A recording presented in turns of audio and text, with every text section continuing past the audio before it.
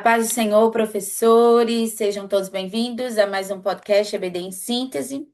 Comigo, a professora Raíssa. Paz do Senhor, Raíssa. A paz do Senhor, Manuela, a paz do Senhor a todos que nos ouvem e nos assistem nesse podcast. Então, queridos, hoje estamos iniciando um novo trimestre, terceiro trimestre de 2026, com o título, né, da lição A Igreja dos Gentios, da chamada missionária, a consolidação do Evangelho entre os povos, tá? Eu acredito, né, que cada um de nós, professor, tem estratégias, enfim, para iniciar, né, um novo trimestre, assim como cada escola também, mas eu penso que para esse trimestre seria bom livros, né, de uma forma geral, mas eu trago aqui um clássico, né, um comentário bíblico do Novo Testamento de Matthew Henry, né? Ele é um puritano e aí o comentário dele é um pouco extenso, mas traz bastante conteúdo, né? Da nossa CPAD vende, né, tanto separadamente como a coleção completa. Mas, claro, fica como sugestão caso, né, você tenha um outro comentário de outra pessoa que tenha, né, aí o livro de Atos, também vale a pena consultar. Por quê? Eu penso, né, eu não sei, Raíssa, mas as lições, elas vão ser baseadas no livro de Atos, né? E é importante a gente fazer a leitura não só daquele capítulo, mas do que justamente antecedeu, né? E considerando, inclusive, essa introdução ao trimestre, é importante você trazer, né, ao seu aluno, à sua classe, essa contextualização do início ali do livro de Atos, né? Embora, porque aqui já começa, né, no capítulo 13, e embora as pessoas naturalmente já conheçam o contexto e tudo, mas normalmente se concentra mais nos capítulos um e 2 porque fala ali justamente do revestimento do poder do Espírito Santo, né? Nós pentecostais que cremos, né, no batismo com Espírito Santo, no falar em outras, falar em línguas. E aí, eu penso que é importante essa contextualização, até caracterizando, né, o que que a igreja estava fazendo antes de chegar aqui ao chamado, né? O que que eles estavam fazendo, qual era o contexto em que eles estavam, qual foi aí o start, né, aí que deu início justamente à igreja dos gentios. Então, eu penso que essa contextualização, e aí, por isso a sugestão de um comentário bíblico, porque você consegue, dentro dessa leitura geral, né, ali do livro de Atos, do capítulo 1 até o 12, e considerando o 13 todo, né, é importante que você faça a leitura. Se você pega um comentário, considerando o tempo que nós temos aí para estudo, né? Você, claro, aquelas passagens que lhe saltam os olhos e chamam mais atenção, então, porque às vezes, pelo menos esse aqui, você teria que ler, né? Tudo isso aqui para chegar no capítulo 13, tá? Então, é bem robusto. Então, você precisaria de mais tempo. Mas se você tiver, é importante. Mas caso não tenha, né? Então, o tempo que você tiver, você destaca algumas passagens para você ler, para essa contextualização. Então, essa é a primeira dica. E sempre para esse momento que você for, né, tiver ali na escala para ministrar essa aula, é importante fazer a leitura do contexto bíblico, né? Como sugestão para essa primeira aula, inclusive, na verdade, para esse trimestre, né? Uma sugestão é adotar um mapa mundi. Então, para a primeira aula, seria interessante você levar um mapa mundi, inclusive como motivo até para a oração do início do trimestre ao final. Essa também é uma dica, né? Fica aí a critério da sua igreja. Por quê? Porque você já começaria ali a sua aula, né? A introdução, na verdade, desse trimestre é quando ele fala a igreja dos gentios, né? Da chamada missionária, a consolidação do evangelho entre os povos, é pensar quem, né, hoje ainda precisa ouvir o evangelho. Então, quando eu levo esse mapa mundi, eu penso no macro, né? Do maior até chegar ao menor, que é o meu vizinho, né? Um familiar, um irmão, então uma mãe, um pai, a depender, né? Então eu penso nesse maior, que é todo mundo mesmo, literalmente. E aí depois, né, eu vou pensando ali no meu nicho, né, em quem eu estou ali mais próximo. Então são algumas sugestões que a gente traz para a contextualização, o início mesmo dessa lição. Não só isso, né, eu considero também importante você ter ali o seu momento diário, né? Hoje, a CPAD, né, lança o devocional. Então, esse devocional traz a oportunidade de você, como professor, né, ali na semana em que você vai ministrar aula, por exemplo, ou em combinado, né, com a turma, com a classe, você trazer, né, aquelas passagens da semana, né, segunda, o que que tá falando. É interessante porque vai nos conduzindo, né? Vai nos preparando, e aí você tem um repertório maior, o próprio aluno, inclusive, e essa discussão no próprio grupo pode gerar, né, diversas oportunidades, né, de aprendizagem da palavra de Deus.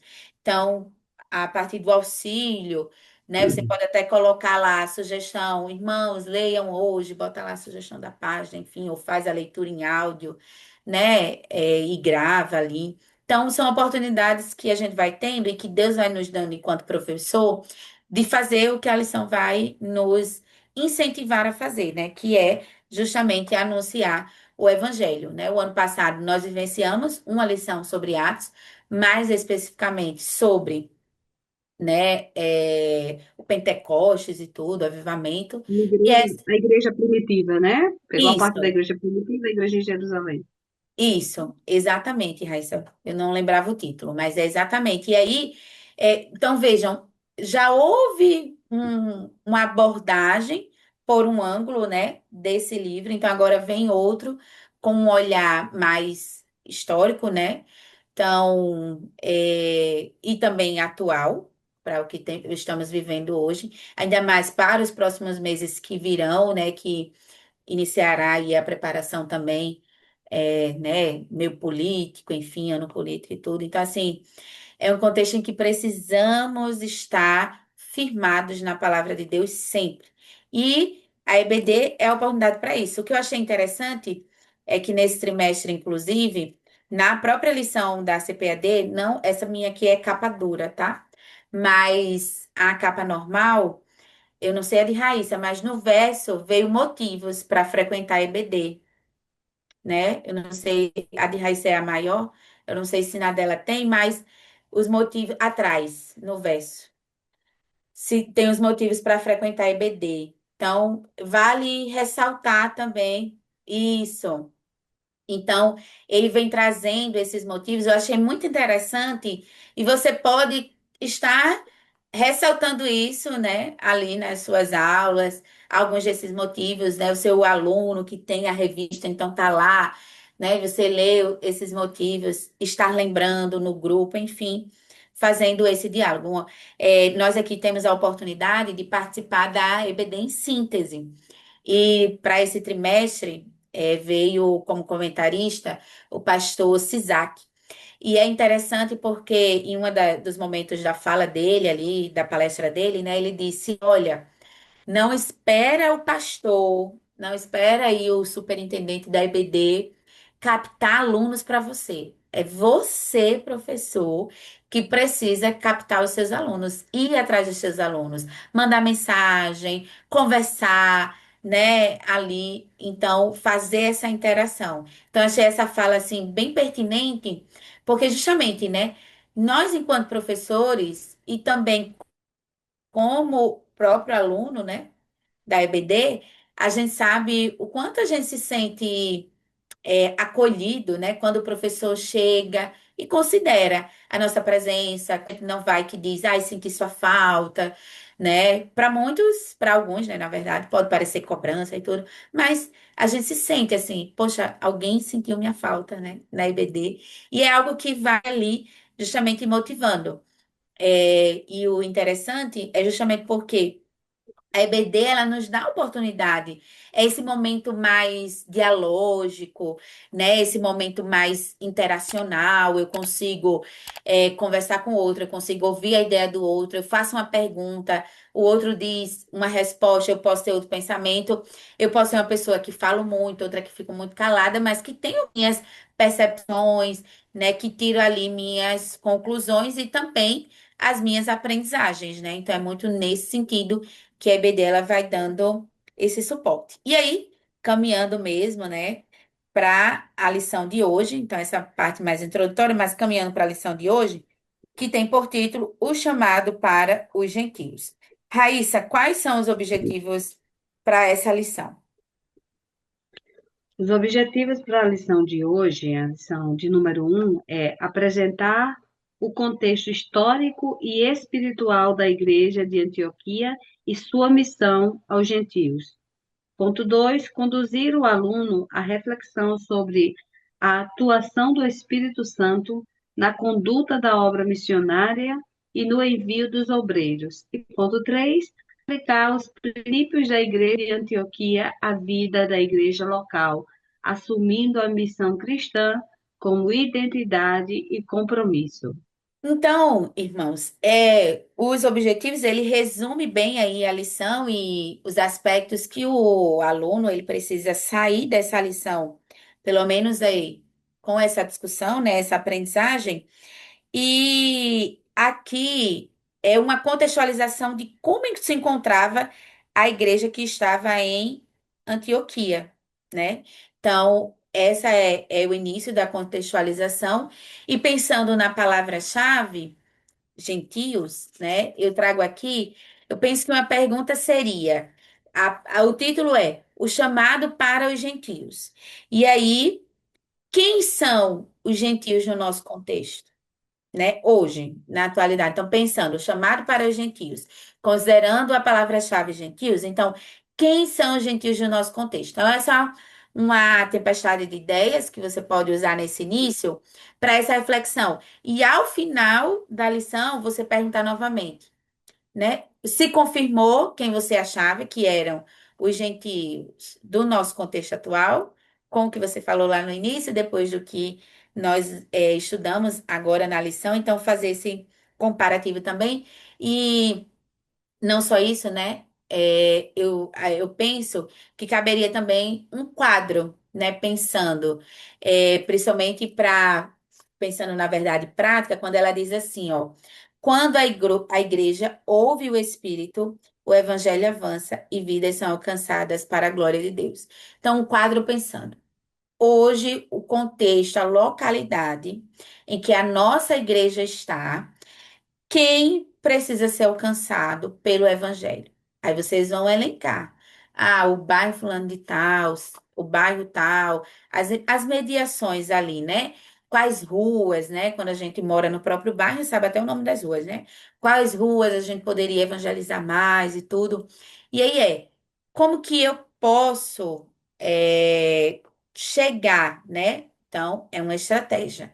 Como que eu posso chegar? E pensando sempre o que que a igreja, né, fez antes de sair, né? Antes de chegar no capítulo 13 de Atos, o que que ela estava fazendo? Orando, né? Estava em oração, é, anunciando a palavra, né? Ensinando ali a palavra. Então, é nesse sentido. Então, eu preciso aprender a palavra, eu preciso estar em oração, e aí, essa é a primeira preparação. E pensar que, claro, você, professor, pode pensar mais à frente, né? Até mesmo considerando uma das lições, como um pré-evangelismo antes da EBD, por exemplo, né? Uma sugestão aí para você depois das lições que vão se seguindo, né? Então, pensando o quê? Nessa preparação, pensando não só na preparação, mas como que eu posso chegar a essas, sempre pensando, como que eu posso chegar a essas pessoas? Então, considerando tipo um plano de ação, né? Quem são as pessoas na mediação da igreja que precisam ser alcançadas pelo evangelho? O que eu posso fazer hoje e o que eu posso fazer a longo prazo? Que aí seria justamente esse plano de ação pensando numa estratégia maior, tá? Da própria igreja. Raíssa, quais suas considerações, sugestões para os professores nessa lição? Queridos, a paz do Senhor, lição maravilhosa, né, Manuela? Estamos começando mais um Demais. trimestre com a graça de Deus. Glória a Deus por isso. Aqui na introdução da revista, minha voz está um pouquinho diferente, irmãos, porque eu gripei. Mas acho que fica até um pouco mais bonita a minha voz assim, viu, Manuela? É, né? Sou Aqui suspeita a na falar. introdução, Manu é minha amiga. Aqui na introdução da revista, a gente já vê que Lucas registra o cumprimento progressivo da promessa de Jesus, lá em Atos 1:8, né? E aí ele chega nos dando essa informação que o evangelho alcançaria Jerusalém, Judéia, Samaria e chegaria aos confins da terra. Então começamos aqui em Atos 13 com essa transição de Jerusalém para Antioquia, né? Vai marcar uma mudança de paradigma. Enquanto Jerusalém representava ali a raiz judaica, Antioquia agora vai se tornar o berço da universalidade do evangelho. Olha que coisa interessante. Seria interessante também você compartilhar com os seus alunos. O que são os gentios? Manuela já deu algumas tarefas bem importantes aí e interessantes sobre gentios. O que é gentio? Procure direitinho o conceito, escreva no quadro, coloque no slide, torne esse nome que é tão falado entre nós cristãos, mas talvez alguém da sua sala ainda desconheça, né? Aí você vai ver que o gentio eram todas as pessoas que não pertenciam ao povo de Israel. Então, eles não eram considerados povo escolhido. Então, estavam englobando ali todas as outras nações, povos e culturas, e não eram e que eram associados ao paganismo e à idolatria. Quando o seu aluno compreende o que eram os gentios, ele vai entender o porquê do judeu querer esse afastamento, não querer se misturar, acreditar que eles não eram dignos de receber, né, o evangelho, a salvação. Então, você precisa fazer do seu aluno compreender o porquê dessa separação e o porquê desse, digamos assim, embate entre eles. Vai, vai chegar uma lição aqui, Manuela, se eu não me engano, meu pai, posso estar equivocada, 3 ou 4, que vai falar justamente dessa divisão no templo. Então, não eram todos os espaços que um gentio poderia entrar ali no templo, né? Apenas um judeu. Então, quando chegar nessas lições, o seu aluno já vai estar com esse embasamento maior e compreender o porquê dessa separação. Então, vamos lá para as nossas dicas pedagógicas. A gente chega no tópico 1, falando sobre o nascimento da missão gentílica. Você pode simplesmente para começar a falar de Antioquia, eles compreenderem quem era, o que era essa cidade, como ela estava ali desenvolvida geograficamente, a participação dela, né? Você vai mostrar que a cidade era um entroncamento comercial, para que ele comece a entender porque Deus escolhe essa cidade. Ela ficava basicamente ali na esquina do mundo, e aí a mensagem poderia se espalhar de forma mais rápida. Você pode simplesmente levar um mapa e apresentar no slide. Na nossa EBD em síntese, como Manuela bem falou, agora neste sábado próximo passado, o presbítero Sérgio Lins, porque também nós tivemos a honra de ter a primeira conferência cristã, não é? Deixa eu ver se Isso. eu anotei o nome com DEC. Isso, a nossa conferência de educação cristã foi a primeira. E o presbítero Sérgio Lins, que nós temos a honra de tê-lo como presbítero da nossa congregação, já foi nosso co-pastor, ele deu uma palestra na parte da manhã, que era do giz ao byte. Interessante, né? E ele fala justamente de a gente utilizar os meios da internet para valorizar a nossa aula. Então, professor, eu não tenho mapa, eu não estou conseguindo achar. E lá ele deu algumas dicas. Se você foi, você vai lembrar do que eu estou falando. Entrar no chat GPT, no Gemini e alguns outros de inteligência artificial e dar o comando, produzir um mapa de Antioquia, onde se localizava, o contexto histórico. E aí a inteligência artificial vai gerar para você um mapa muito bonito que eles fazem, aquelas coisas muito lindas, e você pode pegar esse mapa e estar agregando ali ao seu slide, colocando no seu slide e compartilhando com a sua turma para que eles compreendam onde estava Antioquia, onde ela estava localizada, o porquê da escolha dela. Então você vai comparar a igreja de Antioquia com uma igreja missionária hoje. Será que estamos fazendo nos mesmos moldes? Será que realmente o foco não é apenas o crescimento interno, mas o transbordamento para fora? Será que não estamos nos dias atuais só preocupados com o nosso próprio, como diria assim, girando em torno do nosso próprio umbigo, sem olhar para aqueles que estão ali para fora, né? Como a Manuela bem falou, dessas tarefas que nós devemos fazer, olhar a nossa volta, o nosso entorno, quem são os que estão aqui que eu posso alcançar. E aí você vai destacar aqui no ponto 2, no tópico 1.2 da sua revista, que tem assim: durante o serviço ao Senhor, marcado por oração e jejum, o Espírito falou. E você vai ver que esse ponto 2 fala de profetas e doutores servindo ao Senhor. Então, veja bem, era uma liderança. E não era só um homem, era um conselho de homens que tinham essa capacidade, né, para nos ensinar sobre a importância de você ter pessoas sérias, com conduta e que vão estar se consultando mutuamente para tomar decisões. Mas, acima de tudo, eles vão estar sensíveis ao que o Espírito Santo de Deus vai falar, né? Uma dinâmica que você pode utilizar é essa aqui que eu chamaria de o mapa do envio. Você pode estar imprimindo para os seus alunos um pequeno mapa das rotas de Paulo, das viagens missionárias.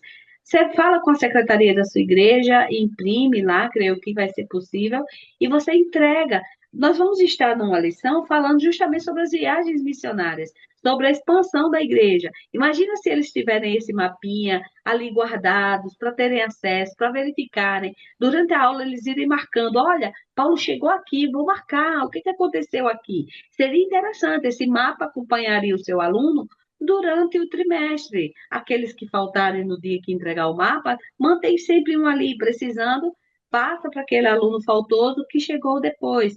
Também você pode, junto à sua igreja, verificar quais são os missionários enviados hoje. E também colocar ali o mapa do país que nós temos missionários, colocar a bandeira dos países que nós temos missionários. E aí verificarmos como é que está a questão das ofertas, do suporte logístico, da oração para aqueles países. Às vezes desconhecemos quem são os próprios missionários enviados por nossa igreja. E é interessante que a gente dê esse suporte não só financeiramente, mas em oração também. Você também pode fazer uma outra dinâmica, que essa dinâmica eu acredito que assim seria bem interessante. Como eu falei aqui no tópico 2, do ponto 2 do tópico 1, enquanto eles trabalhavam e serviam o Senhor, eles oravam e jejuavam quando o Espírito Santo fala. Então você propõe um momento de jejum e oração para a sua sala da escola bíblica dominical. Você pode estar falando até juntamente aos seus coordenadores, e se ele quiser colocar e também expandir para as outras turmas, e depois que vocês tirarem e separarem esse momento de oração e jejum, você pode propor para que eles façam um momento de silêncio em oração para que escutem a voz do Espírito Santo de Deus. E que a cada aluno não peça algo para si. Você não vai fazer um jejum e uma oração para pedir algo para você, mas para perguntar ao Senhor: Senhor, qual é a obra que o Senhor tem para nós nesta cidade? Senhor, Espírito Santo de Deus, fala conosco qual a obra que o Senhor tem para a igreja, a minha igreja, Cidade da Esperança, nesse trimestre, nesse tempo, nesse momento. O que nós podemos fazer como igreja? Como nós podemos estar nos levantando aqui no meio desse povo que nos cerca? Então, você pode fazer isso, que eu acredito que vai ser de muito valia. E mostrar que a missão não nasce que a missão nasce da sua intimidade com Deus e não de estratégias humanas frias. Olha, enquanto eles serviam, eles trabalhavam, eles oravam e eles jejuavam. É bem interessante. Você enfatiza que o missionário, ele não vai sozinho, ele vai simplesmente carregado pelas orações e a autoridade da igreja que o enviou. Então, você precisa estar ciente de quem são os missionários que carecem da sua oração. O missionário ele é mais forte quando ele tem uma igreja forte por trás. Ele se sente acolhido e amparado. Ninguém chega numa localidade diversa, às vezes até mesmo culturalmente da sua, e se sente protegido se não tem uma igreja por trás dizendo: nós estamos com você, nós estamos orando por você, estamos sentindo a sua dor. No tópico 2 você vê que o Espírito Santo, você pode enfatizar com os seus alunos, o Espírito Santo é a obra missionária, você pode enfatizar que sem a ação direta do Espírito Santo, a missão seria apenas o que? Uma expansão cultural ou filantropia. Vamos ali só fazer o bem, vamos ali só fazer coisas boas, né? Mas você vai simplesmente, você pode usar a analogia de um motor e de um veículo. Nós, como igreja, somos o veículo, mas o Espírito Santo de Deus é o motor, é aquilo que faz gerar, né? A igreja até pode ter toda a estrutura, mas a missão não sai do lugar se o motor, ou seja, se o Espírito Santo não estiver funcionando. Passe para a sua sala que uma igreja forte, que aplica seu dinheiro, as suas orações, o seu investimento em missões, é aquela que escuta o Espírito Santo de Deus direcionando para onde tem que mandar. Nesse momento, você pode fazer com a sua sala uma dinâmica linda. Você pode fazer pequenos barquinhos de papel e entregar e distribuir para os seus alunos. E dizer assim: olha, o que acontece com um barco à vela se o vento parar? Se o vento parar, aquele barquinho à vela não continua. Da mesma forma é a missão. O missionário, ele continua, porque há uma igreja por trás, o Espírito Santo de Deus conduzindo todas as peças, todos os elos, para que aquela obra prossiga, para que dê frutos. Então, esse barquinho, você pode é, colocar desenhinhos com carinho para os seus alunos e eles guardarem ao longo do trimestre, lembrando, né, que o barco é aquela estrutura ministerial que as organizações, os templos, os métodos, tudo aquilo que nós humanamente podemos fazer, mas o vento é o Espírito Santo de Deus. E para esse barco se locomover, é preciso que o Espírito Santo de Deus esteja agindo. Amém? Ponto 3, chegamos no tópico 3, que fala justamente sobre a igreja como agência missionária, e aí você vai enfatizar que enviar não é apenas se livrar de uma tarefa. Ora, Deus falou que nós precisamos ser uma igreja que evangeliza e que envia missionários. Vamos enviar qualquer pessoa de qualquer forma. Nós temos que compreender que aqueles enviaram o que eles tinham de melhor. Eles deram o melhor para a obra missionária. Então, eu preciso investir o que a igreja tem de mais precioso. E aí, o exemplo de Antioquia vai nos deixar reflexivos. Eles enviaram seus dois líderes mais experientes e respeitados, que era Paulo e Barnabé. E pergunte para os seus alunos: a nossa igreja estaria disposta a enviar os seus melhores para o campo? Interessante, não é? Esse é o modelo que a igreja nos deixa. Você pode usar Romanos 10 na revista, nessa parte diz que é Romanos 10, 14. Como ouvirão se não há quem pregue? É preciso que alguém vá, se disponha aí. E aí você pode botar no quadro ou no slide: sem enviado, não há pregador. Sem pregador, não há quem ouça. E sem quem ouça, não há salvação. Você percebe que há uma cadeia que precisa ser cumprida. Então, isto faz com que você perceba que a sua igreja local é um elo fundamental para a salvação das nações. Na hora que a minha igreja envia, eu estou colaborando de forma ativa para que aqueles que não ouviram ainda ouçam falar de Jesus. Olha que coisa interessante. E a dinâmica para esse momento, você pode listar num quadro, né, por exemplo, da sua sala, as atividades internas que a sua igreja anda fazendo e as atividades externas, ou seja, as atividades de expansão. sejam cultos fora da igreja, seja envio missionário. E aí você vai fazer um balanço. Será que nós estamos falhando em algo? Será que precisamos corrigir? Peça ao grupo para listar a lembrança, o que eles trazem de lembrança, né? Hoje nós fazemos cultos e devocionais em condomínios. Hoje nós estamos tendo esse acesso de entrar em um condomínio e fazer devocionais para que o evangelho chegue nesses redutos também, que agora estão fechados. A gente antes chegava numa praça, numa rua, e todos estavam ali. Hoje a gente vê que determinados locais não é mais nem possível fazer isso. Então, para finalizar, você pode chamar alguém à frente da sua sala para representar um missionário. E nele você pode colocar algumas placas, né? Você pode simplesmente colocar assim, oração, oferta financeira, cuidado com a família do missionário, encorajamento, preparo bíblico e dizer, olha, se ele não tiver esse suporte, ele não anda.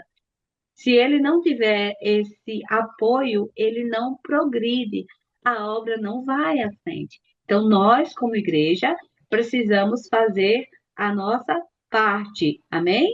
Lembre também, se você tiver essa oportunidade de fazer uma carta juntamente com os seus alunos, para algum missionário nosso que está em algum país que você desconhece, de repente você puxa lá com a secretaria da sua igreja, pega o contato e diz: vamos fazer cartas, vamos enviar para esse missionário. Imagina a alegria que vai ser ele receber uma enxurrada de cartas da sua sala, né? Eu acredito que seria uma bênção. E aí você faz uma pergunta, reflexão final para encerrarmos. Se a nossa igreja parasse de existir hoje, a comunidade ao redor e as nações sentiriam falta da nossa agência missionária? O que estamos fazendo hoje? Se parássemos, deixaríamos, deixaria o reino de Deus com um vazio? É bem reflexivo, né? Uma vez meu amigo Douglas Nilson, esposo da minha amiga Manuela, lendo um livro, compartilhou comigo essa frase. E coube muito bem agora no final. Se a nossa igreja fechasse as portas hoje, as pessoas que estão ao nosso redor sentiriam falta do nosso serviço, né, da nossa obra. Então, eu espero ter ajudado e colaborado com essa lição 1 para os professores que nos escutam. Muito obrigada, Manuela. A gente que agradece, né? E de fato, essa é uma pergunta bastante reflexiva, porque faz pensar exatamente se estamos fazendo, né, aquilo que o Senhor nos chama a fazer, atendendo ao seu chamado. E o quanto temos feito, né, ao redor da nossa igreja, ao redor da nossa vizinhança, o cumprimento desse chamado, tá? Então, queridos, esperamos ter contribuído com a sua aula. Desejamos que Deus continue abençoando, né, sua aula. Agradecemos também a direção do DENEC pela oportunidade. Desde já, desejamos a todos uma excelente aula. Fiquem todos na paz do Senhor. A paz do Senhor.